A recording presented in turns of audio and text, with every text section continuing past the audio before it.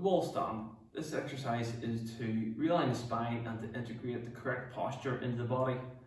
I'm going to have my brother Johnny take us through it. Okay, so Johnny, what I want you to do is I want you to have your back and every part of your body tight to the wall. So we're going to start from the feet. So make sure your feet are about 2 inches away from the skirting board. Perfect. And about shoulder width apart, maybe 6 inches or so. Good. Now from here, I want to make sure that your lower back is tight to the wall.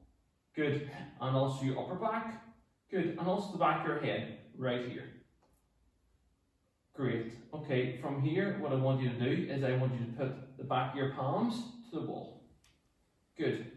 Okay, ensuring that your feet are straight, ensuring that your knees are locked out, push back to the wall, that your lower back is tight to the wall, making sure this here doesn't arch out, keeping this pulled in. You'll feel your pelvis tilt, creating that anterior tilt, keeping that braced in, which will help to keep the whole spine aligned in the mid.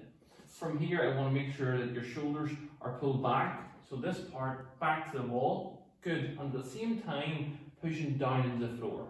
That'll help to decompress the shoulders. Now, ensuring this part of your neck is close to the wall as you can.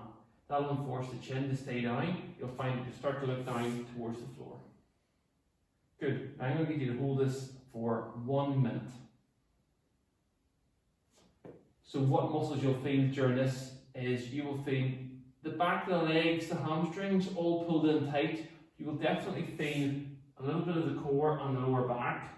Most people tend to feel it up and around the top area because the shoulders can be often rolled forward.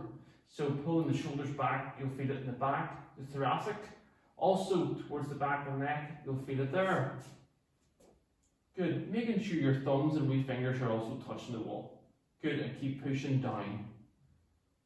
Things to watch out for would be the knees bending, the toes kicked out, the lower back popping out, the shoulders rolling forward, the hands coming off the wall, or the head crying back instead of crying down into it. Okay, now once the 60 seconds are up, I'm going to have you coming off the wall. And then once you come off the wall, we're going to repeat this exercise. We're going to take about a minute, rest, and repeat. We're going to do it 3 times. Okay? Good luck with that, guys.